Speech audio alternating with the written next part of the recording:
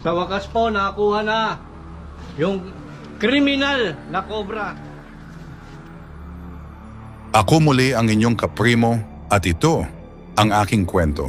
Hindi na bago sa atin na ang Philippine Cobra ay ang isa sa pinakamakamandag na ahas, di lang sa ating bansa, kundi sa buong mundo.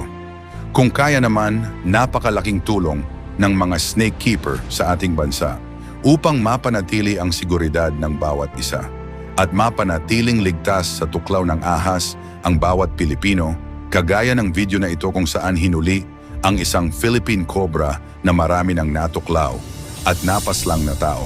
Panoorin natin ang videong ito. Sa wakas po, nakakuha na yung kriminal na cobra. Ayan po. May tais. Ba't hindi naman sinabi? Mga kaibigan, pasensya na kayo. Ba't hindi nyo sinabi? Nakuha kasi ito sa ilalim ng CR. Paano naman pahuga? Ayun mga kaibigan, ano nga ang nangyari?